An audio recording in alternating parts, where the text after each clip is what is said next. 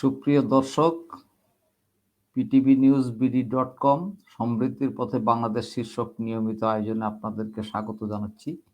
আমি আশিস কুমার দে। আমাদের আজকের সংলাপের বিষয়বস্তু জনবান্ধব সড়ক আর কতদূর। এ বিষয়ে আলোচনার জন্য আমাদের সঙ্গে দুজন বিশেষ অতিথি, দুজন বিশিষ্ট নাগরিক যুক্ত হয়েছেন। তারা হলেন বাংলাদেশ সড়ক পরিবহন শ্রমিক লীগের সভাপতি জনাব মোহাম্মদ হানিফ খোকন এবং উন্নয়ন ধারা ট্রাস্টের সচিব জনাব আমিনুর রসুল বাবু। আপনাদের দুজনকেই আয়োজনের পক্ষ থেকে স্বাগত। আমাদের জাতির জনক বঙ্গবন্ধু শেখ মুজিবুর রহমানের জন্ম শতবার্ষিকী উপলক্ষে মুজিব বর্ষ চলছে, অর্থাৎ বর্ষব্যাপী আমাদের নানা আনন্দ আয়োজন। যদিও বৈশ্বিক মহামারী করোনার প্রাদুর্ভাবের কারণে আমাদের এই আনন্দ উৎসবের বছরটি অনেকটাই আমাদেরকে আনন্দের সুযোগ থেকে বঞ্চিত করেছে, তারপরেও আমরা সম্মিলিতভাবে কালের মহানায়ক বঙ্গবন্ধুর জন্ম শতবার্ষিকী পালন করছি। এই জন্ম শতবার্ষিকী বা মুজিব বর্ষ উপলক্ষে আমাদের সরকার, বিশেষ করে আমাদের মাননীয় প্রধানমন্ত্রী, বেশ কিছু উন্নয়নমূলক যুগান্তকারী পদক্ষেপ নিয়েছেন। দেশকে সমৃদ্ধির পথে এগিয়ে নিয়ে যাওয়ার ক্ষেত্রে তার সুদূর প্রসারী দূরদর্শী পরিকল্পনা আমাদেরকে আশান্বিত করেছে। তো আমরা একই সঙ্গে এটাও দাবি করি যে আমাদের সড়ক পরিবহন ব্যবস্থা একটি বেহাল দশার ভিতর দিয়ে দীর্ঘদিন চলছে। এই মুজিব বর্ষই হোক আমাদের সড়ক পরিবহন ব্যবস্থার একটি আমূল সংস্কারের বছর। এ কারণেই আমরা আজকের এই সংলাপের বিষয়বস্তু নির্ধারণ করেছি জনবান্ধব সড়ক আর কতদূর। আমি আলোচনাটা শুরু করতে চাচ্ছি জনাব হানিফ খোকনকে দিয়ে। জনাব হানিফ খোকন, আপনার কাছে আমার প্রশ্ন, আমাদের সড়ক পরিবহন ব্যবস্থা আদৌ কি কোনো পরিবর্তন এসেছে গত 2 বছরে? যে গত 2 বছর যাবৎ একটি নতুন আইন প্রণীত হয়েছে, আইনটি বাস্তবায়ন পুরোপুরি হয়নি, এর মধ্যে অনেক ধরনের ঘটনা প্রবাহ জড়িত। দীর্ঘ 9 মাস সড়কে শৃঙ্খলা বলতে কিছু নেই। সব মিলিয়ে টিলিয়ে আপনি সংক্ষিপ্তভাবে শুধু সূচনা করেন যে আমাদের সড়কে বর্তমান হাল হকিকত কি, জনাব হানিফ খোকন। শুভরাত্রি। ptvnewsbd.com কে ধন্যবাদ আজকে আমাকে আমন্ত্রণ জানানোর জন্য। সড়ক পরিবহন আইন বাস্তবায়ন করতে সরকার কিন্তু বদ্ধপরিকর। তারপরও বিভিন্ন মহলে কৌশলের কাছে সরকার বারবারই জিম্মি হচ্ছে। আর তাছাড়া বৈশ্বিক করোনা ভাইরাসের যে প্রাদুর্ভাব, এই জন্য আইনটি বাস্তবায়নে কিছুটা শিথিল করেছে সরকার। আর গত 2 বছরে সড়কের যেই শৃঙ্খলা ফিরার কথা ছিল সেটা কিন্তু আশানুরূপভাবে ফিরে আসেনি। কেননা জাতীয় সড়ক নিরাপত্তা কাউন্সিল আপনার সড়কের শৃঙ্খলা ফিরে আনার জন্য একটি কমিটি গঠন করেছিলেন আমাদের মাননীয় সাবেক নৌ-পরিবহন মন্ত্রী জনাব শাহজাহান খানের নেতৃত্বে। সেই কমিটি 111 দফা সুপারিশ দিয়েছিলেন। সেই 111 দফা যদি তার 50% সুপারিশও বাস্তবায়ন হতো, তাহলে সড়কে কিন্তু 80% শৃঙ্খলা ফিরে আসতো। সড়ক কিন্তু আসলে বিশৃঙ্খলায় রয়ে গেছে। আমরা দেখেছি একটি জিনিস শুধু, সরকারের, আমরা বাংলাদেশ সড়ক পরিবহন শ্রমিক লীগ দীর্ঘদিন থেকে একটি চাঁদাবাজ মুক্ত পরিবহন ব্যবস্থার জন্য আন্দোলন করে আসছি। তো ইতিমধ্যে মে মাসের 28 তারিখে পুলিশের আইজিপি মহোদয় সড়ক পরিবহন শ্রমিক ফেডারেশন এবং সড়ক পরিবহন মালিক সমিতির নেতৃবৃন্দকে ডেকে সড়কে কোনো চাঁদাবাজি চলবে না এই মর্মে জানিয়ে দেন। পরবর্তী সময়ে বাংলাদেশ সড়ক পরিবহন শ্রমিক ফেডারেশন প্রেস বিজ্ঞপ্তি প্রেরণ করে যে সরকারের সহযোগিতা চাচ্ছে চাঁদাবাজ মুক্ত পরিবহন ব্যবস্থা বাস্তবায়নের জন্য। সাময়িকভাবে একটু বন্ধ হয়েছিল, কিন্তু এই 10-15 দিন পরে আবার মানে বোতল পুরাতন, মদল পুরাতন, শুধুমাত্র লেভেল পরিবর্তন। এখন আবার সড়ক পরিবহন শ্রমিক ফেডারেশন, বাংলাদেশ সড়ক পরিবহন মালিক সমিতি, Bangladesh bus truck owners association, ওনারা শীর্ষ নেতৃবৃন্দ একটি নির্দেশিকা প্রণয়ন করে তাদের অন্তর্ভুক্ত বেসিক ইউনিয়ন এবং প্রশাসনকে দিয়েছে, অর্থাৎ ওনারা পরিচালনা ব্যয় আদায় করবেন। তো আপনার ট্রেড ইউনিয়নে পরিচালনা ব্যয় বলতে কিছু নেই।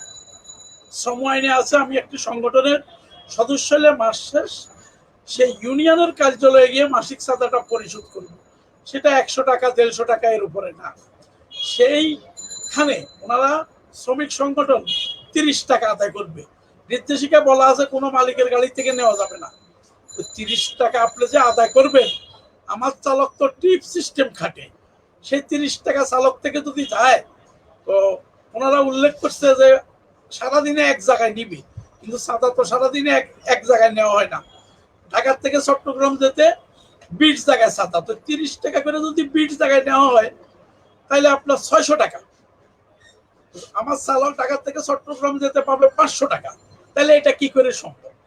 অতএব সড়কের শৃঙ্খলা ফিরাতে হইলে প্রথমে শ্রম আইন পরিপন্থী চাঁদা, পেশি শক্তি পরিবহন জগৎ থেকে এদেরকে বিদায় করতে হবে। কেননা আপনারা দেখেছেন যে বাংলাদেশ সড়ক পরিবহন শ্রমিক ফেডারেশন 10 টাকা হারে 12,000 কোটি টাকা আদায় করেছে।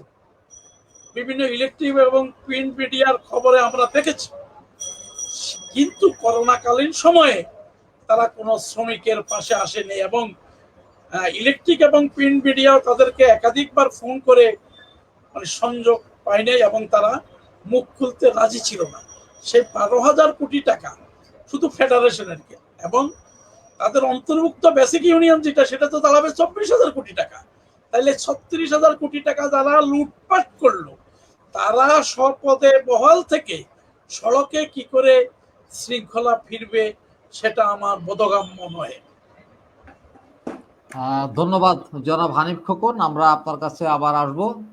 আপনি অত্যন্ত মানে সরকার সমর্থিত শ্রমিক সংগঠনের শীর্ষ নেতা হয়েও বর্তমান সংশ্লিষ্ট প্রশাসন বা শ্রমিক সংগঠনের মালিক সংগঠনের বিরুদ্ধে সাহসী বক্তব্য রেখেছেন, এজন্য আপনাকে ধন্যবাদ। আমি আসছি জনাব আমিনুর রসুল বাবুলের কাছে। আপনি সড়কের অবস্থা কেমন দেখছেন জনাব আমিনুর রসুল বাবুল, সামগ্রিক অর্থে? ধন্যবাদ আশিস দা, একই সাথে হানিফ ভাইকে। দীর্ঘদিন পরে হানিফ ভাইয়ের কণ্ঠ শুনলাম, আমি আশান্বিত আমরা যে বিষয়গুলি নিয়ে কথা বলছি সেটা নিয়ে। আমি কয়েকটা বিষয় নিয়ে একটু কথা বলতে চাই। প্রথম শুরুতেই বলতে চাই, এবার করোনাকালীন সময়ে আমাদের পক্ষ থেকে আমরা মার্চ মাসে এবং মার্চ থেকে মে মাস পর্যন্ত চেষ্টা করেছি যে সমস্ত মানুষ খাদ্য সংকটে আছেন তাদেরকে আমাদের পক্ষ থেকে কিছু সহযোগিতা করতে। এবং প্রথমত আমরা চেষ্টা করেছি যে ফুটপাতে যে সমস্ত মানুষ থাকে তাদের আহারের যোগান দেওয়ার জন্য। পরবর্তী পর্যায়ে এই কাজ করতে গিয়ে আমরা দেখলাম বিভিন্ন জায়গায় মানুষের যে হাহাকার, এবং সবচেয়ে বড় বিষয় যেটা হচ্ছে হানিফ ভাই যে কথা উল্লেখ করেছেন যে শ্রমিক ভাইদের মানে এই যে করুণ পরিণতি। আমাদের প্রথম অভিজ্ঞতাটা হলো গাবতলীতে। আমরা কল্যাণপুর থেকে খাবার বিতরণ করতে গিয়ে গাবতলীর মধ্যে যখন গেলাম, দেখলাম যে শ্রমিক ভাইদের যে আহাজারি, আমরা সেদিন উপলব্ধি করেছি যে এই শ্রমিকদের যে করুণ পরিণতি আমরা পরবর্তী পর্যায়ে আস্তে আস্তে গাবতলী থেকে শুরু করে বিভিন্ন জায়গায় সেই জায়গাটা গিয়েছি, এবং তাদেরকে জিজ্ঞেস করেছিলাম যে আপনারা তো মালিক এবং আপনাদের নিজস্ব সমিতির আওতাধীন অবস্থান আছেন, আজকের আপনাদের এই পরিণতি কেন? তারা দুঃখ করে একটাই বলছে, এখন আর কেউ আমাদের কাছে নেই, আমরা জীবন যাপনের মধ্যে একটা হাহাকার অবস্থায় আছি। তো যখন আপনার সুদিন থাকবে তখন আপনি আমার সাথে থাকবেন, দুর্দিন যখন হবে তখন আপনি থাকবেন না, মানে শ্রম আইনের যে বিধিবিধান সেটা মানবেন না, তাহলে তো হতে পারে না। এই জায়গাটায় একটা কথা বলতে চাই, তারপর আমি অন্য জায়গাটায় আসবো। সেটা হলো আমাদের এই যানবাহন মালিক এবং শ্রমিকদের মধ্যে যে বিষয়টা, সেটা হলো শ্রম আইনের কোনো বিধিবিধান নাই এবং এই সমস্ত শ্রমিকদের কোনো নিয়োগপত্র নাই, এবং না থাকার পরিপ্রেক্ষিতে কিন্তু তারা আসলে যে শ্রম আইনের যে লঙ্ঘিত হচ্ছে সেই ব্যাপারেও তারা কিছু করতে পারছে না।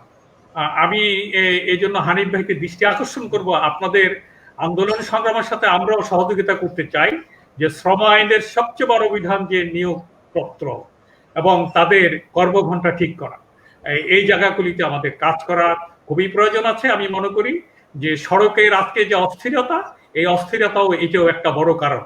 কারণ আমি যতক্ষণ পর্যন্ত শ্রম দিতে পারবো ততক্ষণ আমি আপনার কাছে থাকতে পারবো, শ্রম দিতে পারবো না তখন আপনি কিছুই করবেন না আমার জন্য। অতএব সেই জায়গাটায় কথা বলার দরকার আছে। আমি এবার মূল বিষয়ে আলোচনা করতে চাই। আমাদের আইনের কথা বলেছেন, আমি আইনের জায়গাটায় শুরু করে আমি তিনটা কেস বলতে চাই, মানে তিনটা কেস বলতে চাই এই জন্য কারণ আমরা যারা প্রতিনিয়ত এই সংকটের মধ্যে আছি, সেই সংকটগুলিকে আমাদের একটু দেখা দরকার। আইনের বাস্তবায়নের কথা বলা হয়েছে, আইনের অনেকগুলি উদ্যোগ নেওয়া হয়েছে, কিন্তু কিছুদিন পরে সে আইনগুলি বাস্তবায়ন হয় না। এখানে আমাদের কাছে আমাদের গবেষণা এবং আমাদের উপলব্ধি এবং আমাদের অবজারভেশন যেটা বলে সেটা হলো সরকার, জনগণ, পরিবহন কর্তৃপক্ষ, ত্রিপক্ষীয় যে বিষয়, এই ত্রিপক্ষের উদ্যোগটার একটা আছে বড় ধরনের সমন্বয়হীনতা আছে। সমন্বয়হীনতা আছে, যেটা কয়েকটা কারণ আছে। প্রথম কারণ হলো আসলে জনগণ তো আসলে ভাসমান মানুষের মতো, যারা এইটার সেবা নিয়ে থাকেন, তারা যতক্ষণ সেবা পান তারপরে তারা আসলে এই জায়গাগুলিতে দূরে সরে যান এবং কেউ কোনো দায়িত্ববদ্ধতা নিতে চান না। কখনো কোনো অঘটন ঘটলে হয়তো একটু হই হাল্লা চিৎকার করে থাকে এবং অন্যান্য সংগঠনের চিৎকারের ফলে একটা পর্যায়ে স্থগিত হয়ে যায়, গণমাধ্যম চুপ হয়ে যায়। এইটা হলো সেবা গ্রহণকারীদের অবস্থানটা। দ্বিতীয়ত যেটা হলো যে শ্রমিক মানে পরিবহন কর্তৃপক্ষ, এখানে পরিবহন কর্তৃপক্ষ মানে দুটো পক্ষ, একটা হলো শ্রমিক পরিবহন কর্তৃপক্ষ মালিকরা, আর একটা হলো শ্রমিক। এখানে যখন আপনি যানবাহন পরিচালিত হয়, এই যানবাহনের সাথে সরকারের যে বিধিবিধান, মানে এখানে সবচেয়ে বড় স্টেক হোল্ডার হলো সরকার। সরকার যতক্ষণ পর্যন্ত কঠোর অবস্থানে না যাবেন ততক্ষণ পর্যন্ত আপনি পরিবহন মালিকদের কখনো নিয়ন্ত্রণ করতে পারবেন না। এখন এখানে যদি বলেন কি কোথাও কি নিয়ন্ত্রিত হচ্ছে না, অবশ্যই হচ্ছে। আপনি একদম ঢাকা শহরের প্রাণ কেন্দ্র, আপনি জাহাঙ্গীর গেটে যখন গাড়ি ঢুকে তখন দেখবেন সমস্ত বিধিবিধান মেনেই চলে। কেন চলে? কারণ সেখানকার ভিতরের মধ্যে একটি শৃঙ্খলাবদ্ধ নিয়ম কানুন আছে, যে নিয়ম কানুনটা না চললে সেখানে ওই পরিবহন চালানো খুব কঠিন। এখানে মালিক এবং শ্রমিক উভয়ই কিন্তু সেই কঠোর নিয়মগুলি মেনে চলে।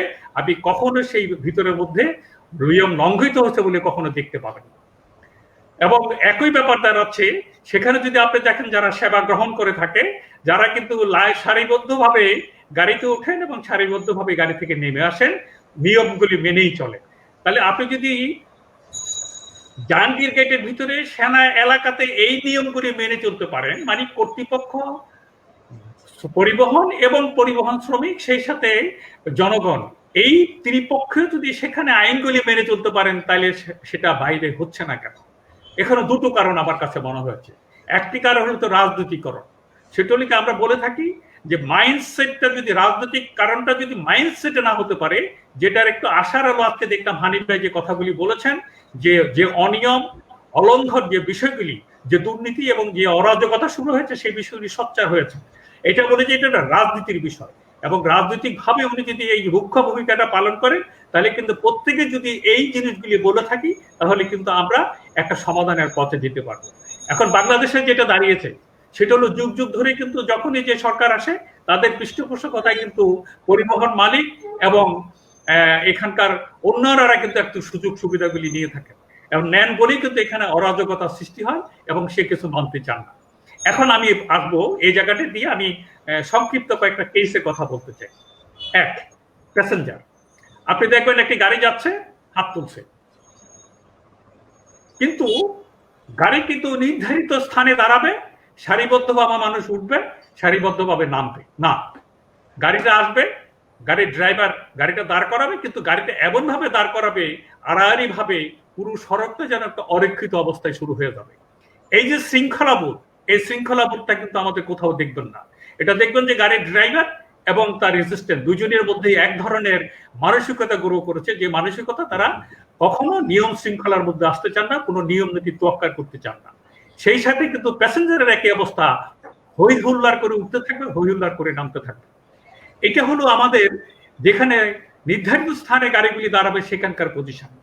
এখন আসছেন 2 নম্বর জিনিসটা, ড্রাইভার গাড়িটা চালাবেন, কিছুতে যাওয়ার পরে দেখবেন গাড়ির ভিতরে একজন প্যাসেঞ্জার চিৎকার করে দাঁড়াও দাঁড়াও আমার এখানে নামতে হবে। কিন্তু নিয়ম কিন্তু তাই বলে না। আমাদের আইন বলে নির্ধারিত স্থানে থেকে উঠবেন, নির্ধারিত স্থানে নামবেন। উনি দ্রুততার সহিত ওইখানে দাঁড়িয়ে যাবেন, এবং যেটা উভয়ই আইনটা লঙ্ঘন করেন। এই যে আইন লঙ্ঘন করেন, এই আইন লঙ্ঘনকারীর জন্য যে শাস্তির বিধান আছে, সে শাস্তির বিধানটা কখনো পরিলক্ষিত হয় না। দুরত্ব জিনিসে আপনি দেখবেন সেটা এখন কেন হয়ে থাকে। আমরা এখন দেখেছি, দেখবেন যে আইন শৃঙ্খলা বাহিনী কিন্তু হঠাৎ হঠাৎ কিন্তু কিছু অভিযান পরিচালিত করে, অথবা সকালবেলা দেখবেন যে কি আইন শৃঙ্খলা বাহিনী কর্তৃপক্ষ সস্ত দ্রুততার সহিত কিছু মামলা দিয়ে থাকে। আমরা যতটুকু খোঁজ খবর নিয়ে দেখেছি, প্রত্যেকটা আইন শৃঙ্খলা বাহিনীর লোকজনের কাছে নির্ধারিত থাকে কি পরিমাণ মামলা ঠুকাই দিতে হবে। সে গাড়ির কি আসলে নিয়ন্ত্রণহীন অবস্থায় ছিল না নিয়ন্ত্রণের মধ্যেই ছিল, সেগুলি দেখতে চায় না। যে কোনো কারণের মধ্যেই হোক তাকে একটা মামলা ঠুকে দিতে হয়। এই যে সকালবেলার মামলা ঠুকানোর সাথে সাথে কিন্তু গাড়ির শ্রমিক এবং ড্রাইভার উভয়ের মধ্যে যে মানসিক চাপ, মনস্তাত্ত্বিক চাপ, এই মনস্তাত্ত্বিক চাপের কারণে সে কিন্তু অসম্ভব বেপরোয়া হয়ে যায়। এটা এগুলো একটা দিক। 2 নম্বর বিষয় হলো ঢাকা সহ সারা প্রত্যন্ত অঞ্চলে আমাদের যে গাড়িগুলি পরিচালিত হয়, ফিটনেসবিহীন গাড়িগুলি দেখবেন, যেগুলির কোনো কাগজপত্র কোনো বালাই নাই। এবং এই যে বালাই নেই, এগুলি কার দেখার কথা? মূলত আমাদের সংশ্লিষ্ট কর্তৃপক্ষ দেখার কথা। এবং কর্তৃপক্ষের অসহযোগিতার কারণে, অজ্ঞানের কারণে আমাদের এই এই যে শৃঙ্খলা, এই শৃঙ্খলাগুলিকে আমরা ফিরিয়ে আনতে পারিনি। কারণ আইনে অনেকগুলি বিধান বলা থাকলেও কিন্তু আইনগুলি কিন্তু এই যে যাদের এই এগুলি নিয়ন্ত্রণ করার কথা, তারা যখন পরিচালিত করে না, তখন কিন্তু এই হয়ে থাকে। এখন আসলে যে আপনি বলেন যে গাড়ির বিষয়টা, এখানের মধ্যে আপনি এখন এই মুহূর্তে যদি আপনি দেখেন, আমাদের যতগুলি যানবাহন পরিচিত 3 ভাগে যদি ভাগ করেন, একটা হলো আপনার যাত্রীবাহী গাড়ি, একটা হলো আপনার পণ্যবাহী গাড়ি, আরেকটা দেখবেন যে কি যন্ত্রচালিত টিচার্জ জলিত এই যে যানবাহনগুলি, এগুলি কে নিয়ন্ত্রণ করবে? নতুন করে এখন সংযোজিত হয়েছে আমাদের মোটরসাইকেল। এখন যদি আপনি দুর্ঘটনার রেশিও দেখেন, দেখবেন প্রতিদিনই কিন্তু 11 থেকে 12 জন মোটরসাইকেল আরোহী অথবা মোটরসাইকেল চালক দুর্ঘটনায় কবলিত হচ্ছেন। এই যে নিয়ন্ত্রণহীন অবস্থাটা, এই নিয়ন্ত্রণের অবস্থাটা কে নিয়ন্ত্রণ করবে? এই বিষয়গুলি নিয়ে যে আমাদের নীতি নির্ধারকদের যে চিন্তা ভাবনা থাকা উচিত, আমার কাছে হচ্ছে মনস্তাত্ত্বিক জায়গাগুলিকে আমাদের এখন মারাত্মকভাবে দেখা উচিত। এবং সর্বশেষ যে কথাটা বলতে চাই, আমাদের যেই পরিমাণ গাড়ি আছে, পরিসংখ্যান বলে সেই পরিমাণ প্রশিক্ষিত ড্রাইভার নাই। এবং প্রশিক্ষিত ড্রাইভার না থাকার ফলে কিন্তু এই যে তাদের মধ্যে যে অনিয়মগুলি পরিলক্ষিত, কারণ এখন সারা পৃথিবীতে এখন এই যানবাহন পরিচালিত যাদের দ্বারা হয়ে থাকে, দক্ষ ড্রাইভার এবং তার দক্ষ অ্যাসিস্ট্যান্ট যাদের থাকতে হয়, সেটা না থাকলে কিন্তু প্রতিনিয়ত দুর্ঘটনা ঘটবে, আইন বহির্ভূত হবে এবং আইনগুলি লঙ্ঘিত হবে। এগুলি এখন একদম কারেন্ট চিত্র আমাদের মধ্যে। এই চিত্রগুলিকে যদি আমরা দেখি, তাহলে সমাধানের রাস্তাটা কি? সমাধানের রাস্তা দুটো। একটা হলো আমি প্রথম পরিসংখ্যান যেটা দিয়েছি, জাহাঙ্গীর গেটে ঢুকে গেলে আপনি একদম শৃঙ্খলাভাবে চলবেন, আর জাহাঙ্গীর গেট থেকে বেরিয়ে গেলে আপনি অনিয়ন্ত্রিত অবস্থায় চলে যাবেন। আমাদেরকে বলতে হবে আইন সর্বক্ষেত্রে সব জায়গায় কঠোরভাবে অবস্থান নিতে হবে। এবং দ্বিতীয়ত যা করতে হবে, শ্রমিক এবং মালিকদের যে অবস্থানটা, এখানে শ্রম আইনের বিষয়গুলিকে পরিলক্ষিত করতে হবে। তৃতীয়ত যেটা হলো যাত্রী সাধারণকে অসম্ভব সচেতন করার প্রয়োজন।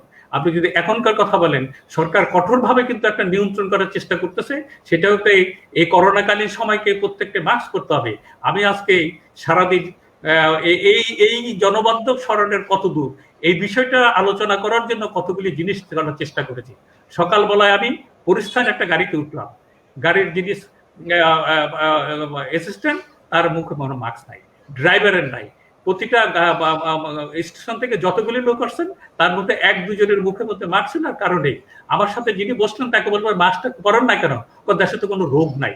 এই যে আমাদের অবস্থানটা, এই অবস্থানটাকে যদি আমরা নিয়ম ভঙ্গের যে কঠোরতা অবলম্বন করি, মানে নিয়ম ভাঙ্গার কঠোরতা, আমি নিয়ম মানার কঠোরতা না, নিয়ম ভাঙ্গার যে কঠোরতা আমরা করি, এই যে মাইন্ডসেটটা আমাদের নাই, এখান থেকে আমাদের বেরিয়ে আসতে হবে। এটা সকলের জন্য প্রযোজ্য, মালিক, শ্রমিক, সরকার এবং জনসাধারণ সবাই যদি এই জায়গাটা না আসতে পারি, আমরা যতই আইন করি না কেন, যতই চেষ্টা করি না কেন, আমরা সেগুলি যেতে পারবো না। ধন্যবাদ সবাইকে। ধন্যবাদ আমিন রসুল বাবুল ভাই, আমরা আপনার কাছে আবার আসবো। আমরা এতক্ষণ কথা শুনছিলাম আমির রসুল বাবুল, সড়ক পরিবহন ব্যবস্থার যে বিদ্যমান কিছু অসঙ্গতি, প্রশাসনিক দুর্বলতা বা সংশ্লিষ্ট কর্তৃপক্ষগুলোর অনীহা বা অদূরদর্শিতার কথা উনি বলছিলেন। আমরা ফিরে যাচ্ছি জনাব হানিফ খোকনের কাছে।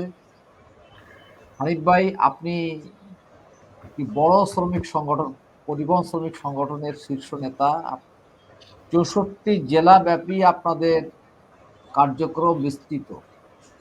তো সড়ক দুর্ঘটনা কিন্তু আমরা যদি বিশ্লেষণ করি তাতে দেখা যায় রাজধানী ঢাকায় কিন্তু দুর্ঘটনা এবং মৃত্যুর হার দুটি কম, দুর্ঘটনা ঢাকার বাইরে হচ্ছে। এই যে রসুল ভাই বললেন যে বাস, ট্রাক বা পণ্যবাহী যাত্রীবাহী বা বাদেও এই যে 3 হুইলার অর্থাৎ 3 চাকা বিশিষ্ট লোকাল মেড কিছু যানবাহন, বেশ কিছু না, বেশি অনেক বেশি যানবাহন, সেই সঙ্গে ব্যাটারি চালিত রিক্সা বা অটোরিক্সা আমরা যাই বলি না কেন, এইগুলো চলাচল করছে সারা দেশে অনিয়ন্ত্রিতভাবে। আপনার সংগঠন কি এই ধরনের শ্রমিকদেরও প্রতিনিধিত্ব করে?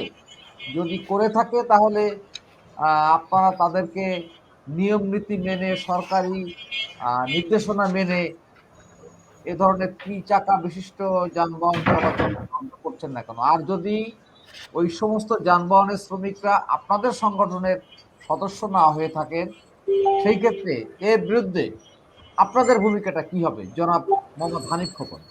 ধন্যবাদ আশিস দা, ধন্যবাদ জানাই বিজ্ঞ আলোচক জনাব আমিনুর রসুল বাবুল ভাইকে। প্রথমে আমি একটি কথা বলবো, উনি একটি চিরন্ত সত্য কথা বলেছেন যে যেই দল ক্ষমতায় আসে তার সহযোগী শ্রমিক সংগঠন এই পরিবহন সেক্টরটা বা মালিক সমিতি নিয়ন্ত্রণ করে। আমি বাংলাদেশ সড়ক পরিবহন শ্রমিক লীগের সভাপতি। বাংলাদেশের কোনো টার্মিনালে বাংলাদেশ সড়ক পরিবহন শ্রমিক লীগ চাঁদাবাজি করে না, এবং এই আওয়ামী লীগ সরকারের আমলে সড়কে কোনো আওয়ামী লীগের সহযোগী সংগঠন মালিক সমিতি বা শ্রমিক সংগঠন কোনো প্রকার চাঁদাবাজির সাথে সম্পৃক্ত নয়। আমরা বিভিন্ন সময়ে চাঁদাবাজির বিরুদ্ধে আমরা আন্দোলন করে আসছি। 2 নম্বর কথা হলো আপনার এই যে 3 হুইলার, বাংলাদেশে সিএনজি চালিত অটোরিকশা, এলপিজি চালিত অটোরিকশা, ডিজেল চালিত অটো টেম্পুর সংখ্যা হলো 5 লক্ষ, কিন্তু ব্যাটারি চালিত অটো বাইক আছে আপনার 8 লক্ষ, তারপরে ওই যে ব্যাটারি চালিত রিক্সা আছে আপনার 10 লক্ষ, নসিবুন, করিমুন, বরবটি, আলম সাদী, অর্থাৎ বিআরটি এর হিসাব অনুযায়ী 42 লক্ষ নিবন্ধিত যানবাহনের বিপরীতে আরো আপনার অন্তত 50 লক্ষ অনিবন্ধিত মানে যানবাহন আছে। যেমন সরকার মহাসড়কে 3 হুইলার নিষিদ্ধ করেছে, আমরা কিন্তু তখন সরকারকে সহযোগিতা করেছিলাম এবং আমাদের দাবি ছিল যে মহাসড়কের পাশে 3 হুইলারের জন্য যেন আলাদা লেন নির্মাণ করা হয়, এবং সরকারেরও এটা কমিটমেন্ট ছিল। অর্থাৎ 2009 সালে জাতীয় সড়ক নিরাপত্তা কাউন্সিলের সভায় সিদ্ধান্ত গ্রহণ করা হয় যে মহাসড়কগুলোর পাশে 3 হুইলারের জন্য আলাদা লেন নির্মাণ করে এই মূল রাস্তার থেকে 3 হুইলার বন্ধ করা হবে। কিন্তু 2015 সালে সরকার আকস্মিকভাবে বন্ধ করেছে, তখন কিন্তু একটি লেনও নির্মাণ করা হয়নি। কিন্তু এখন আমরা মানে ঢাকা মহাসড়কে আলাদা লেন আছে, তারপরে আপনার চন্দ্রার থেকে এই টাঙ্গাইল সেখানে আলাদা লেন নির্মাণ হচ্ছে, বিভিন্ন জায়গায় সরকার করছে এগুলা। এই অনিবন্ধিত যানবাহনগুলা কিভাবে চালায় সেগুলা বিভিন্ন ভাবে, আবার এই দেখা গেছে তারা কোনো সংগঠনের অন্তর্ভুক্ত না, ব্যাটারি চালিত অটোবাইক আমাদের অন্তর্ভুক্ত না। তো আবার দেখা গেছে রিক্সা, এগুলো আমাদের অন্তর্ভুক্ত না, এরা আমাদের সংগঠনের কেউ না। আপনারা আশ্চর্য হয়ে যাবেন, এই ঢাকা শহরে 2 লক্ষ ব্যাটারি চালিত রিক্সা চলে, এক একটা রিক্সাকে মাসিক 1200 টাকা করে টোকেন নিতে হয়। মানে পাইপ রোডে চলবে এলাকার মধ্যে, তারপরে এই 1200 টাকা কারা নেয়? এটা মধ্যস্বত্বভোগীরা নিচ্ছে। তাদের সাথে কারো না কারো ল অ্যান্ড এনফোর্সমেন্ট বলেন, লোকাল রাজনীতিক বলেন, তাদের সাথে একটা সখ্যতা আছে, যার জন্য তো পারছে। নতুবা আপনার ঢাকা শহরে তো কোনো সিএনজি চালিত অটো রিক্সা নিবন্ধনবিহীন চালাইতে পারে না, তো ব্যাটারি চালিত রিক্সা কি করে চালায়? আমার প্রশ্ন হলো এখানে। আপনি দেখবেন ঢাকা শহরে আপনার গাজীপুর, নারায়ণগঞ্জ, মুন্সিগঞ্জ, মানিকগঞ্জের 20,000 সিএনজি অটোরিকশা অবৈধভাবে চলাচল করে, প্রাইভেট সিএনজি অটোরিকশা যাত্রী বহন করে। তো এগুলা দেখবে কি? কেন বিআরটি হইলো Bangladesh road transport authority, BRT হইলো নিয়ন্ত্রক সংস্থা। বিআরটি এর ঢাকাতে হইলো 12 জন নির্বাহী ম্যাজিস্ট্রেট। এই 12 জন নির্বাহী ম্যাজিস্ট্রেট দিয়া লক্ষ লক্ষ যানবাহন নিয়ন্ত্রণ করা তো সম্ভব নয়। এখানে নির্বাহী ম্যাজিস্ট্রেটের সংখ্যা বাড়াইতে হবে, ডিএমপির নির্বাহী ম্যাজিস্ট্রেট বাড়াইতে হবে, জেলা প্রশাসনের নির্বাহী ম্যাজিস্ট্রেট বানাইতে হবে। কেন আমাদের দেশে কাউকে চাবুক না মারলে কোনো আইন বাস্তবায়ন হয় না। বিজ্ঞ আলোচক বাবুল ভাই বলেছেন চালকের না, 12 জন নির্বাহী ম্যাজিস্ট্রেট যদি একসঙ্গে তারা মোবাইল কোর্ট পরিচালনা করেন, তাতে বড় ধরনের সুফল পাওয়ার কথা, কিন্তু আমরা তো কখনোই একসঙ্গে 12টি মোবাইল ঢাকা শহরে পরিচালনা হতে আমরা দেখি। তো খালি ঢাকা না, নরসিংদীও ওনাকে মোবাইল কোড করতে হয়, নরসিংদীও ওনাকে মোবাইল কোড করতে হয়। 12 জন 12 স্পটে, তারপরে বিভিন্ন ছুটি আছে, বন্ধ আছে, তো যেভাবে করার দেখা গেছে সেভাবে আসলে হচ্ছে না। এটার মনিটরিং এর যে ব্যবস্থা থাকার সেটা হচ্ছে না। তো বাবুল ভাই উল্লেখ করেছিলেন যে শ্রমিকের নিয়োগপত্র, আপনাদের এবং দর্শকদের সাথে অবগতির জন্য জানাই যে বাংলাদেশ সড়ক পরিবহন শ্রমিক লীগ ব্যক্তি মালিকানাধীন পরিবহন শিল্পের ন্যূনতম মজুরি বোর্ড যেটা সেখানে ছিল, এবং রিসেন্টলি একটি প্রজ্ঞাপন জারি করেছে যে আপনার একজন ভারী লাইসেন্সধারী বিভাগীয় শহরে তার বেতন হলো 20,200 টাকা, সেটা 8 ঘন্টায় 20,200 টাকা। এর অতিরিক্ত সময় উনি ওভার টাইম পাবে, কিন্তু কোনো মালিকই কোনো শ্রমিককে বেতন ভিত্তিক রাখছে না। আপনি যদি কোনো মালিককে এখানে আনেন, উনি বলবে যে শ্রমিক বেতনে চাকরি করতে চায় না।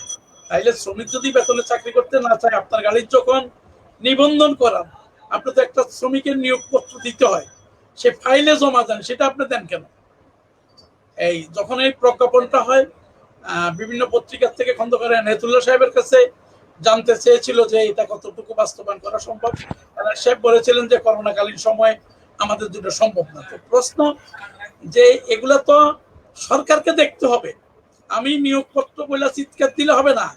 যখন গাড়ির লাইসেন্স চেক করবে, কাগজ চেক করবে, যেহেতু সড়ক পরিবহন আইনে আছে, শ্রম আইনে আছে, তো সার্জন সাহেব আমার নিয়োগপত্র দেখলে তো হয়। আমার নিয়োগকর্তা, আমার গাড়ির মালিক যদি আমাকে নিয়োগপত্র না দেয়, ওনার বিরুদ্ধে মামলা দায়ের করো। একদিনে 200 গাড়ির বিরুদ্ধে মামলা দায়ের করলে তো নিয়োগপত্রটা বাস্তবায়ন হয়। তাহলে এটা নিয়েও বা আমাদেরকে আন্দোলন করতে হবে কেন? কেন 13টা গ্রেডে আপনার বেতন নির্ধারণ করা হয়েছে, কিন্তু বাংলাদেশে 70 লক্ষ পরিবহন শ্রমিকের মধ্যে 7 জন পরিবহন শ্রমিকেরও কিন্তু নিয়োগপত্র দেওয়া হয়নি। যেমন যত পরিবহন নেতা আছে প্রত্যেকেরই পরিবারের গাড়ি আছে, আমি ছাড়া। তাদের পরিবারের যেসব যানবাহন আছে, আপনি একটা কিনতেছেন না কেন গাড়ি? আমি কিনবো করতে পারতাম, আপনি কিনলে তো আমরা তো মাঝে মাঝে চড়তে পারতাম। দাদা আমি তো চাঁদা উঠাইতে পারি না, চাঁদা উঠাইতে পারলে আমি কিনতে পারতাম। আমি তো চাঁদা উঠাইতে পারি না, চাঁদা উঠাইতে পারলে আমিও ধনবান হইতাম। তাহলে তো মনে হচ্ছে যে আপনি এই যুগের জন্য ফিট না। না, আমি এই যুগের জন্য ফিট না, তবে আমার কথাগুলো আমি বলি, যদি মানুষের ন্যূনতম একটু উপকার হয় তাহলে সেটা আমার লাভ, সেটা আমার লাভ। যেমন আমরা দীর্ঘদিন বলছি, মানে যেমন যারা সড়কে চাঁদা তোলে, তারা বলছে সড়কে 1 মিনিটের জন্য চাঁদা বন্ধ হবে না, কিন্তু চাঁদা তো বন্ধ হয়েছিল, কিন্তু যদিও এখন আবার চালু হয়েছে। আপনি দেখেন চাঁদাবাজরা গতকালকে আপনার মোহাম্মদপুর বেড়িবান 3 রাস্তার মোড়ে, সেখানে 2000 অবৈধ সিএনজি অটো রিক্সা চলে ওই বেড়িবান দিয়ে বসিলা টসিলা আটি বাজার এসব জায়গায়। Bangladesh auto rickshaw, auto tempo, যানবাহন শ্রমিক ইউনিয়ন, তাদের সংবিধানে কোনো শাখা দেওয়ার বিধান নাই, তারা মোহাম্মদপুর সেখানে শাখা দিছে, 300 টাকা করে প্রতিদিন সেখান থেকে এক একটা গাড়ির থেকে উঠানো হয়। তাইলে এই দেশে তো ল অ্যান্ড এনফোর্সমেন্ট আছে, সরকারি গোয়েন্দা সংস্থা আছে, আমাকে কেন বলতে হবে? ওনারা তো দেখে যারা এই চাঁদাবাজির সাথে সম্পৃক্ত, আমাদের আইজিপি মহোদয় খুব শক্ত লোক, উনি শক্ত হাতে দমন করার জন্য বদ্ধপরিকর। ওনাকে আমরা ডিএমপি কমিশনার হিসেবে দেখেছি, র্যাবের মহাপরিচালক হিসেবে দেখেছি, পুলিশের আইজিপি হিসেবে দেখেছি। আমি সর্বাত্মক ওনার সাফল্য কামনা করি।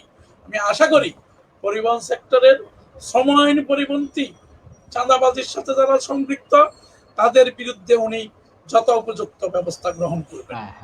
ধন্যবাদ পরিবহনে কখনো শৃঙ্খলা আসবে না।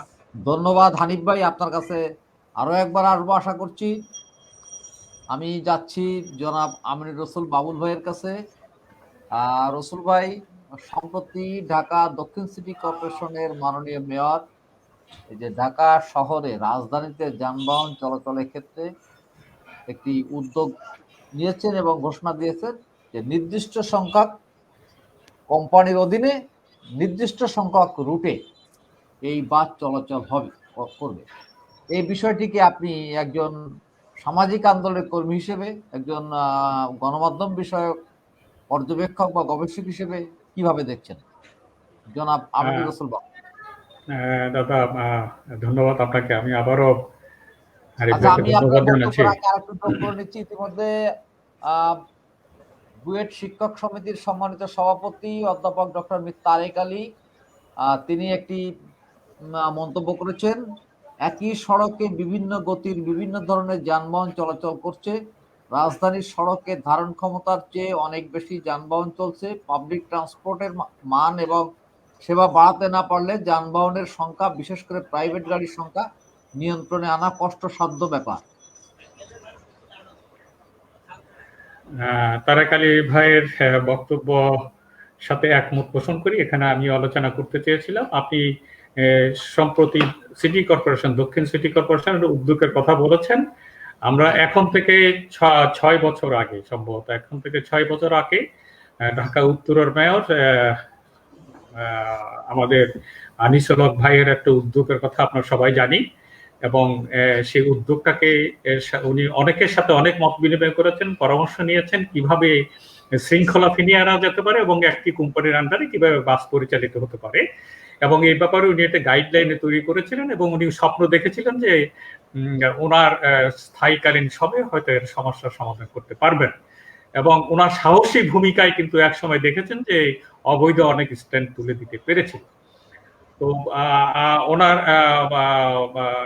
মৃত্যুর কারণে সেটা স্থবির হয়ে পড়ে এবং নতুন করে দক্ষিণের মেয়র এখন আরেকটা উদ্যোগ গ্রহণ করেছে, আমরা তাকে স্বাগত জানাচ্ছি। এবং ইতিমধ্যে পত্র পত্রিকা সেও এবং ওনার অনেকগুলি বিষয়, কোন কোন রুটে কেমন গাড়ি, কোন ধরনের গাড়ি চলবে এবং কোন কোম্পানি কোন কোন কি করবে, আমি সেই গাইডলাইনটা দেখেছি। আমি এটাকে স্বাগত জানাই এবং স্বাগত জানাই সেই সাথে সাথে একটু ভয়েরও কারণ আমাদের কাছে আছে। ভয়ের কারণের আগে আর একটা বলে থাকি, এটার সাথে মালিক সমিতিও একমত পোষণ করেছেন, আইন শৃঙ্খলা বাহিনী একমত পোষণ করেছেন, এবং যেহেতু ত্রিপক্ষীয় উদ্যোক্তা সেবা প্রতিষ্ঠানের উদ্যোগটাকে স্বাগত জানিয়ে কথায় একমত পোষণ করেছেন। সেই প্রেক্ষিতে বলি যে যদি এই জায়গাটায় সত্যিকার অর্থে পরিকল্পিতভাবে উদ্যোগ নেওয়া হয়, এটা সফলতার মুখ দেখতে পাবে। কিন্তু আমাদের এখানে যে বিষয়টা খুবই নিয়ে আমি খুব চিন্তিত, সেটা হলো এই যুগে আসে আমরা যখন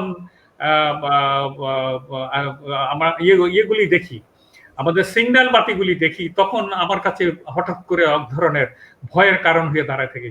আপনি জানেন যে ঢাকা শহরে প্রচুর অটোমেটিক সিগন্যালগুলি, বাতিগুলি আছে, কিন্তু সেটা বালাই নাই। এখনো আমরা প্রাচীন যুগের মতো আমাদের ট্রাফিক নিয়ন্ত্রণ করে থাকি। আমার কাছে মনে হয়েছে যে উদ্যোগের সাথে সাথে কিভাবে এটা পরিচালিত হবে এবং সড়ক শৃঙ্খলা আনার জন্য সড়কের কোন গাড়ি কোনভাবে কোন ইয়েভাবে পরিচালিত হবে, সেইগুলি যদি আমাদেরকে দেখতে হবে। এবং এটার আইন শৃঙ্খলা বাহিনীর সাথে সাথে কিন্তু যেমন আপনি ক্যান্টনমেন্ট এরিয়াগুলিতে যখন দেখবেন ওখানে যেভাবে নিয়ন্ত্রিত হয়ে থাকে, সেটার অভিজ্ঞতার আলোকে আমাদের এই আলোচনাগুলিকেও নিতে হবে। যদি না নিতে পারি তাহলে কিন্তু আমাদেরটা পরিচালিত হওয়া খুব কঠিন হয়ে যাবে। এবং মীর তারেক আলী সাহেব একটু আগে যে কথাটা বলেছেন যে ক্যাপাসিটির বাহিরে আমাদের যান এখন ঢাকা শহরে, ঢাকা শহর মানে সমস্ত সিটি কর্পোরেশনের আওতাধীন, সেগুলি ক্যাপাসিটির বাইরে আছে। আমাদেরকে নির্ধারণ করতে হবে কোন ধরনের যান এই এলাকাগুলিতে ঢুকতে পারবে, কোন যানগুলি পারবে না, সেটা একটা ঠিক করতে হবে। 2 নম্বর হলো প্রাইভেট গাড়ির সংখ্যা নিয়ন্ত্রণ করা খুব জরুরি হয়ে পড়েছে। আপনি দেখবেন একজন প্যাসেঞ্জার নিয়েই একটি গাড়ি দৌড়াচ্ছে, একটা স্কুলের সামনে দেখবেন একটা বাচ্চা নিয়ে ঢুকে যাচ্ছে। আমাদেরকে এই জায়গাগুলি তো এখন কঠোরভাবে চিহ্নিত করতে হবে। ক্লাস্টার বেসিস স্কুল কলেজ অথবা ক্লাস্টার বেসিস যানবাহন করতে হবে। স্কুলগুলিতে এই সমস্ত প্রাইভেট গাড়ি বন্ধ করতে হবে যদি সত্যিকার অর্থে আপনি যান চলাচলকে নিয়ন্ত্রণ করতে চান। সেটা আমরা একটু মাস্টার প্ল্যান বহু আগে আমরা এগুলি আলোচনা করেছি, আপনিও জানেন। এগুলি সংশ্লিষ্ট কর্তৃপক্ষের কাছে আমরা দিয়েছি। যদি তাদের কাছে হারিয়ে যায় আমরা হয়তো আমাদের প্রতিবেশী রাষ্ট্র ভারতের রাজধানী দিল্লিতে তো ব্যক্তিগত গাড়ি নিয়ন্ত্রণের জন্য, গাড়ি চলাচল নিয়ন্ত্রণের জন্য তারা একদিন জোড় সংখ্যা একদিন বেজোড় সংখ্যা যে গাড়ির যে নম্বর সেই গাড়িগুলো চলাচল করবে।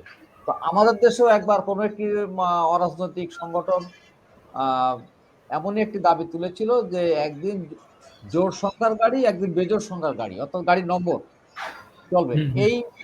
এই পদ্ধতিটা যদি আমরা চালু করতে পারি তাহলে কি ঢাকা শহরে প্রাইভেট কারের যে দৌরাত্ম্য বা আধিক্য,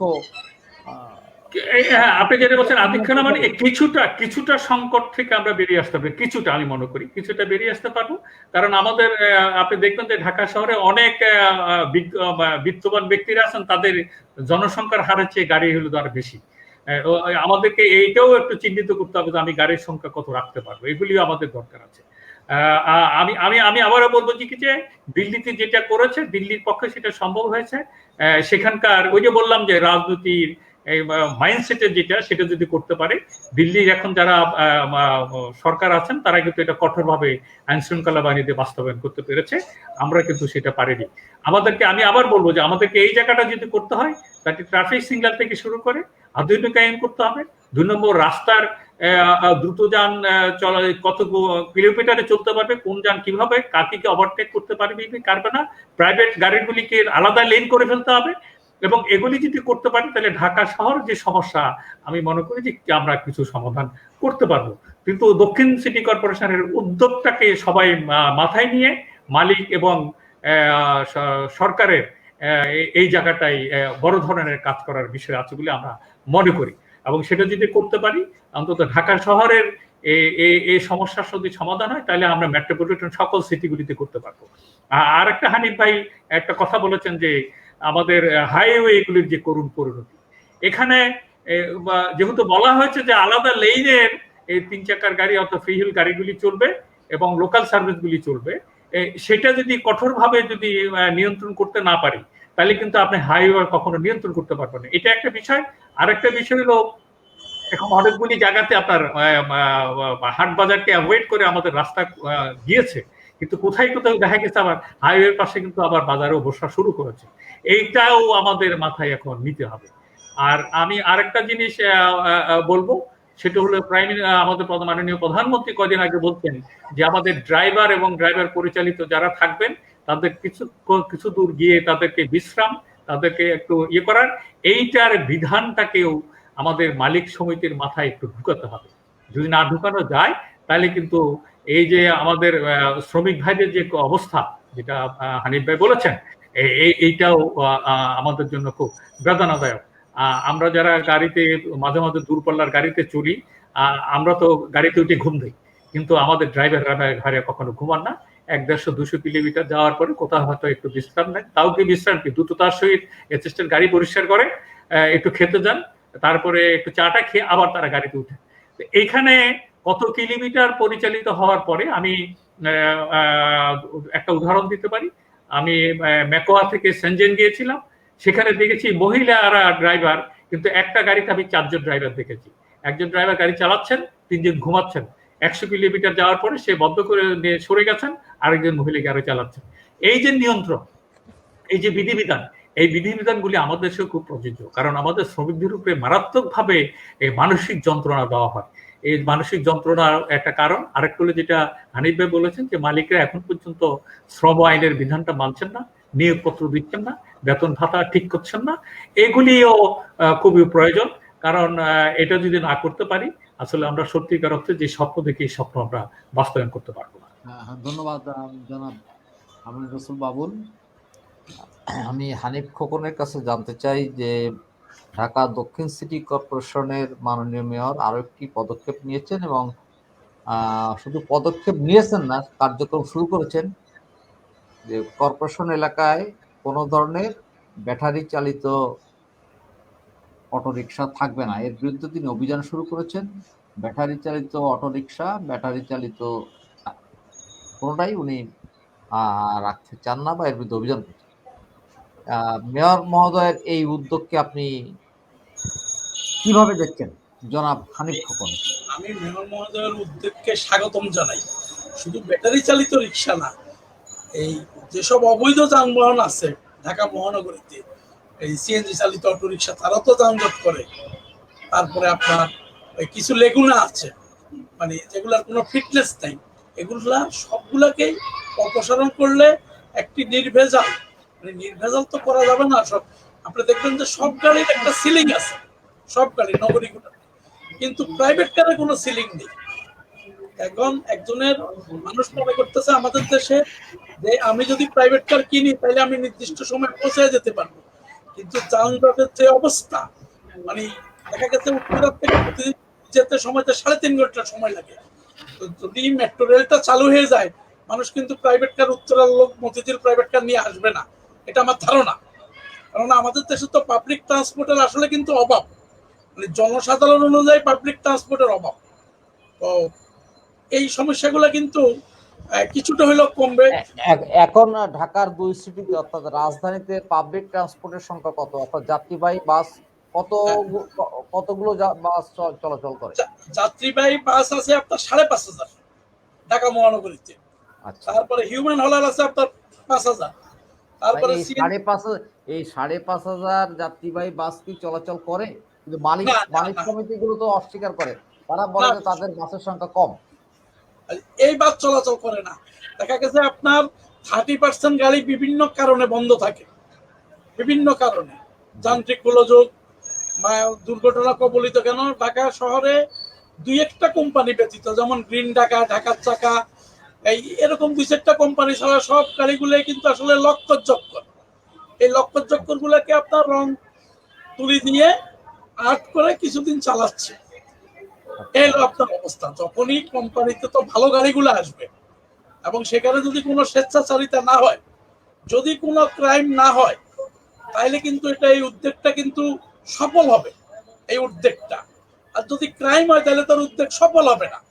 কারণ আনিসুল হক সাহেবের সিদ্ধান্ত ছিল যে এক এক রুটের বাস এক এক কালার হবে। এখন আমাকে তো গাড়ি কিনতে কেউ নিষেধ করছে না, আমি গাড়ি কিনে ওই কোম্পানিতে ভর্তি হব, কিন্তু কোম্পানিতে ভর্তি হইতে যদি 10 লাখ টাকা লাগে, সেই ব্যাপারটাও কিন্তু মেয়র মহোদয়কে নজরে রাখতে হবে। কেন এই যে যত পরিবহন আছে, ব্যানারের মালিক যারা, তারা কি করে গাড়ি ঢুকায়, 10 লাখ টাকা দিতে হবে। এগুলা কিন্তু রাষ্ট্র জানেও না, এগুলো আমরা জানি।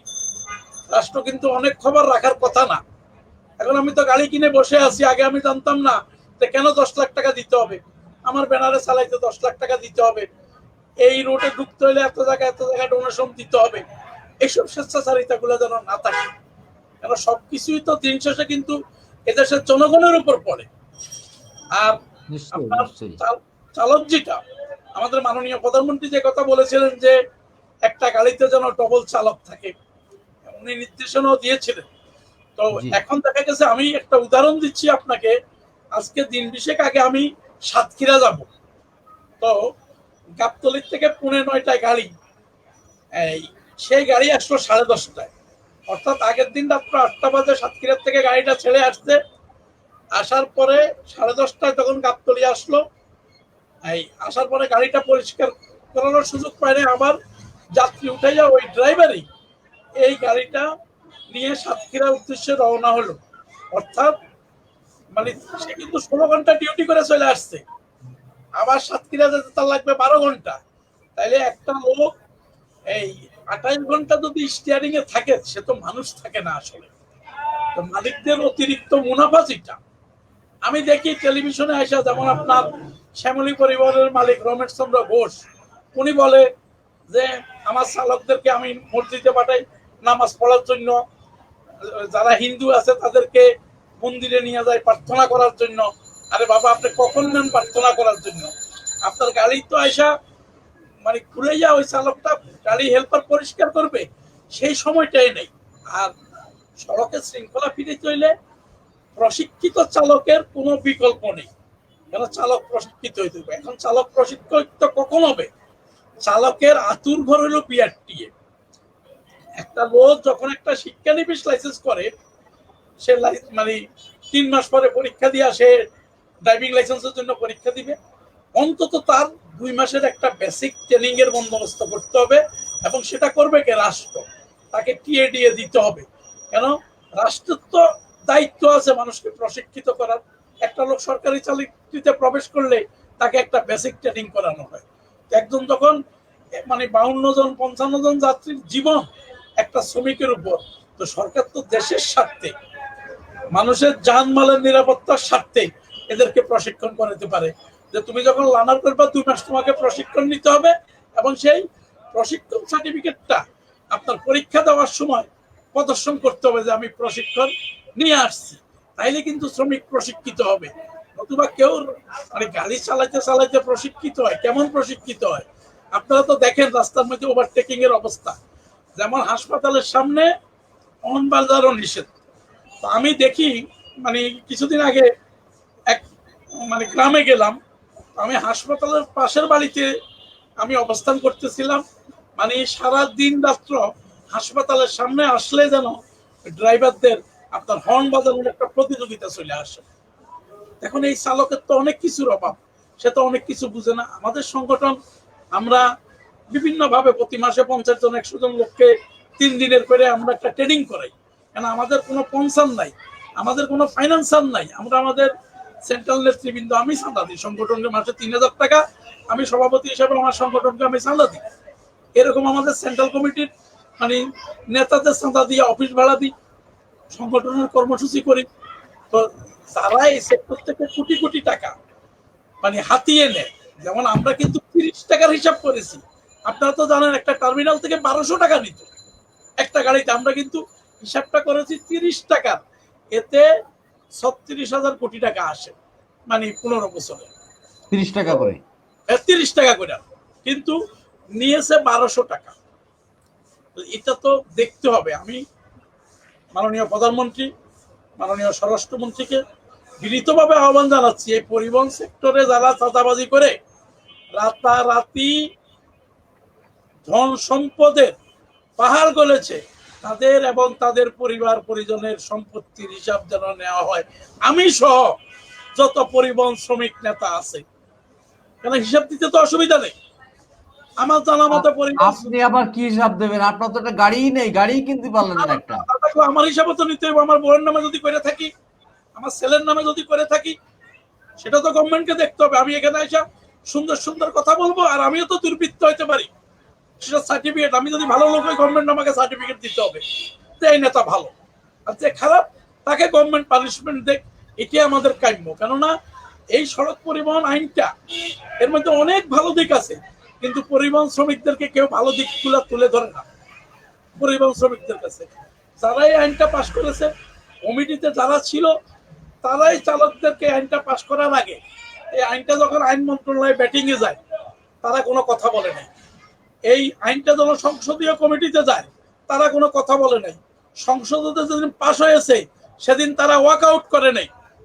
এরপর তারা শ্রমিককে লেলিয়ে দিল দেশের বিরুদ্ধে, যে তোমার গলায় ফাঁসির দড়ি, তুমি কি গাড়ি চালাবে? এখন 302 দ্বারা আমি যদি কাউকে হত্যা করি, আমার বিরুদ্ধে 302 দ্বারা মামলা হবে। একটা লোক দাঁড়িয়ে আছে, আমি বললাম হর্ন টিপলাম, সে হয়তো বধির, কানে শোনে না, তার মানে গায়ের উপরে আমি গাড়ি তুলে। হানিফ ভাই, অধ্যাপক ডক্টর মীর তারেক আলী আরেকটি মন্তব্য এখানে করেছেন, শহরের কেন্দ্রস্থলে গাড়ি পার্কিং নিয়ন্ত্রণ করতে হবে জনগণের জন্য, বিশেষ করে শহরে পায়ে হেঁটে চলাচলের জন্য ফুটপাতগুলো হকার মুক্ত করা দরকার। এ বিষয়ে আপনি 1 মিনিট একটু দেখেন, সংক্ষিপ্তভাবে কিছু বলেন। ফুটপাত হকার মুক্ত করা দরকার, এটা ঠিক আছে, কিন্তু প্রত্যেকটা শহরের রাস্তার পরিমাণ হলো 25 ভাগ বিশ্বের যত শহর আছে। আমাদের ঢাকা শহরের রাস্তার পরিমাণ হলো শহরের আয়তন অনুযায়ী মাত্র 9 ভাগ। এখন আপনি পার্কিংটা করবেন কোথায়? পার্কিং এর কিন্তু জায়গা নেই, কিন্তু গভর্নমেন্ট আমাকে পার্কিং এর স্থান দিতে পারছে না, আমাকে নো পার্কিং মামলা দিচ্ছে। এখন না, কিন্তু কিন্তু এখানে একটি কথা আছে যে সরকার পক্ষ দায় এড়াতে পারে না। ইমারত নির্মাণ বিধিমালায় বলা হয়েছে যে শহরে কোনো বহুতল ভবন করতে গেলে বেসমেন্ট বা নিচতলা গাড়ি পার্কিং এর জন্য রাখতে হবে। কিন্তু আপনি দেখেন ঢাকা শহরে কত পার্সেন্ট বহুতল ভবনের নিচতলায় বা বেসমেন্টে গাড়ি রাখার ব্যবস্থা আছে? 20% পাবেন না, আপনি 20% পাবেন না। তবে যেমন এখন মতিঝিলে বহুতলা পার্কিং হয়েছে, তেজগাঁওতে একটা আছে, এরকম বহুতল ভবনগুলো যদি পার্কিং এর জন্য আপনার করে তাইলে কিন্তু কিছুটা হইলে চাহিদা মিটাতে পারবে। আর আপনি দেখেন রাস্তার পাশে পার্কিং করে আছে, মানে রাস্তার 50% দখল করে আছে বিভিন্ন প্রাইভেট কার পার্কিং করে। আপনি জান না কাকরাইল এসে পরিবহনের সামনে, এসে পরিবহন দিন রাত্র তাদের গাড়ি সেখানে আছে। এসে পরিবহনের গাড়ি কি এখানে থাকার কথা ছিল রাস্তার উপরে? আমার গাড়ি যদি সেখানে রাখি আমাকে 2000 টাকার মামলা দেয়, এসে পরিবহনকে মামলা দেয় না কেন? এগুলোও কিন্তু রাষ্ট্রকে দেখতে হবে আপনার। এখন হকার তো একদিনে সৃষ্টি হয় নাই, হকার অনেক দিনে সৃষ্টি হয়েছে। হকারদের জন্য যেটা মুক্ত বাজার, মানে রাজধানীর বিভিন্ন স্পট গুলাতে সেগুলা করতে হবে, মার্কেটে তাদেরকে মানে পুনর্বাসিত করা, এগুলারও কিন্তু সরকারকে উদ্যোগ নিতে হবে। আপনি যখন হঠাৎ করে কাউকে উঠে দিতে যাবেন তখনই কিন্তু বিশৃঙ্খলা বাড়বে। কারণ এই আপনাদের বিশৃঙ্খলা সেটা কিন্তু একদিনে হয়নি। আজকে দেখেন, ধন্যবাদ ধন্যবাদ। আমি আরেকটু 1 মিনিট, আমি পরিবহন শ্রমিকদেরকে আহ্বান জানাবো এবং যাত্রী সাধারণকে আহ্বান জানাবো, আপনারা মাস্ক পরেন, স্বাস্থ্যবিধি মেনে চলেন, নিজের সুরক্ষা আপনার নিজেকেই করতে হবে। পরিশেষে সকলকে ধন্যবাদ আজকের এই আয়োজনে আমাকে সুযোগ দেওয়ার জন্য পিটিভি নিউজ বিডি.com কে আবারও ধন্যবাদ জানাচ্ছি। আসসালামু আলাইকুম। জয় বাংলা, জয় বঙ্গবন্ধু, জয় হোক বাংলার মেহনতি শ্রমিকের। আমি এবার জনাব আমিনুর রসুল বাবুলের কাছে আসছি। উনি ওনার বক্তব্যের পরেই আমরা অনুষ্ঠানের সমাপ্তি টানবো। রসুল ভাই, সড়ক দুর্ঘটনা কিন্তু গত 1 বছরে মোটেও কমেনি। আমরা যদি বিশ্লেষণ করি তাতে দেখা যায় দুর্ঘটনার কিছু ধরন পরিবর্তন হয়ে ছোট ভেহিকেল গুলো, বিশেষ করে 3 চাকা বিশিষ্ট যানবাহন, মোটরসাইকেল, এই জাতীয় যন্ত্রচালিত যানবাহনগুলো, সড়ক যানগুলো দুর্ঘটনা পতিত হচ্ছে এবং প্রতিদিনই 15, 20, 25 জন মারা যাচ্ছেন। এই সড়ক দুর্ঘটনা নিয়ন্ত্রণে আনার ক্ষেত্রে আপনার সংক্ষিপ্ত কোনো পরামর্শ আছে কিনা জনাব আমিনুর রসুল বাবু? আমি এটার আগে মীর তারেক আলী সাহেবের একটা বক্তব্য আছে, সেখানে যে নিয়ন্ত্রণের জন্য উনি ফুটপাতে হকার মুক্তর কথা বলেছেন। আমি এই ওনার আগের দুটো পয়েন্টের সাথে একমত, কিন্তু তৃতীয় বিষয়টার সাথে আমি দ্বিমত পোষণ করি। আপনারা জানেন যে ভারতে একটি হকার পলিসি হয়েছে এবং সেটা শুরু হয়েছে পশ্চিমবঙ্গকে দিয়ে, পরবর্তী পর্যায়ে পুরো ভারত জুড়েই কিন্তু এই যে হকার পলিসিতে হকারদেরকে একটি ছাতার আওতাধীন দিয়ে এখানে হকারদেরকে পুনর্বাসন করা হয়েছে। এবং এই হকার এই পুনর্বাসনের প্রকল্প এখন একটি কার্যক্রমে রূপান্তরিত হয়েছে এবং এই কার্যক্রম পৃথিবীর এখন বিভিন্ন দেশেই এখন প্রতিষ্ঠিত। আপনি হংকং যান, চায়না যান, থাইল্যান্ড যান, এইভাবে আপনি যদি ব্রাজিল এবং ইতালিতে যান, আপনি দেখবেন যে এইভাবেই পরিচালিত হচ্ছে। আমরা বাংলাদেশে বলেছি যে আমাদের হকার অ্যাসোসিয়েশন যারা আছে তারা যেন এই হকার পলিসি, আমরা বিভিন্ন সময়, আমি নিজে ভারত থেকে হকার পলিসি আইনে অনেক সমিতিকে দিয়েছিলাম। এখানে আসলে সরকার এবং হকারদের সাথে যারা যারা সম্পৃক্ত তাদের এটা যদি করতে পারে, বাংলাদেশে কিন্তু হকার ফুটপাত দখল করেছে, এটার জন্য যানজটের কোনো সম্ভাবনা নাই। আমি এটার সাথে দ্বিমত পোষণ করি। এটা হলো একটা বিষয়। আর কেউ আপনি যেটা বলেছেন যে প্রতিনিয়ত দুর্ঘটনাগুলি ঘটছে, আপনি দেখবেন ঢাকা শহর, ঢাকার বাইরে এখন কিন্তু 3 হুইলার থেকে শুরু করে টেম্পো এবং এইগুলিতে দুর্ঘটনার প্রবণতা বেড়ে গেছে। দুটো কারণে এটা বেড়েছে। একটা কারণ হলো যারা চালান এরা ড্রাইভার, এটা ড্রাইভাররা প্রশিক্ষিত না, এদের কোনো ড্রাইভিং লাইসেন্স নাই। আর কারো যদি থেকে থাকে, আমি কয়েকটা পয়েন্ট অবতারণা করতে চাই। সেটা হলো যে আমাদের এখন সবচেয়ে বড় ত্রুটি, এবং ত্রুটি না, এটা বলবো যে কি দুর্নীতি, সেটা হলো লাইসেন্স প্রদানেতে যে জালিয়াতি। এটা একটা প্রতিরোধ করতে হবে। আমাদের লাইসেন্স অথরিটি যারা আছে এখানে প্রচুর জালিয়াতি হয়। আপনি যান, আপনি লাইসেন্স পেতে আপনার পায়ের ঘাম মেশে যাবে, আপনি লাইসেন্স পাবেন না। কিন্তু দেখবেন যে আপনি অন্য প্রস্তুতি দিতে চলে যান, আপনি 3 মাসের মধ্যে আপনি লাইসেন্স পেয়ে যাবেন। এখানকার ইতিমধ্যে দুর্নীতি দমন ব্যুরো থেকে প্রচুর ইনভেস্টিগেশন সে দেখা গেছে যারা হাজার কোটি টাকার মালিকও কেউ হয়ে গেছে। এটা একটা বিষয় আছে। আর একটা লাইসেন্স প্রদানের আগে চালকের দক্ষতা যোগ্যতা, এটা কিন্তু আইনে বলা আছে, এটাকে পুঙ্খানুপুঙ্খ দেখতে হবে। এটা যদি না দেখে তাহলে কিন্তু আপনি এটা নিয়ন্ত্রণ করতে পারবেন না। আর সবচেয়ে বড় যে জিনিসটা হলো ফিটনেসবিহীন গাড়ি, ফিটনেস থাকতে হবে, এবং এটা না মানার ব্যাপারে আইন শৃঙ্খলা বাহিনীর এটা কঠোর প্রয়োজন। এবং হানিফ ভাই যে কথাটা বলেছে যে ড্রাইভারের যদি নিয়োগপত্র না থাকে তাহলে ওই গাড়ি সিজ করা উচিত। এটা যদি এই কঠোর আইনটা যদি করতে পারে তাহলে দেখবেন ঢাকা শহর সারা বাংলাদেশে 80% দুর্ঘটনা কমে যাবে, 80% কমে যাবে। এবং মালিকরা বাধ্য হবে এই নিয়োগপত্র দিয়ে চালকরা শক্তিশালী চালক বানাতে, তাকে দক্ষ করে নিতে। এটা একটা বিষয়। এখন আসেন যে কথাটা বলেছেন 3 হুইলার থেকে যে গাড়িগুলি, এই গাড়িগুলির ব্যাপারে আমাদের একটা কঠোর অবস্থানে চলে যেতে হবে।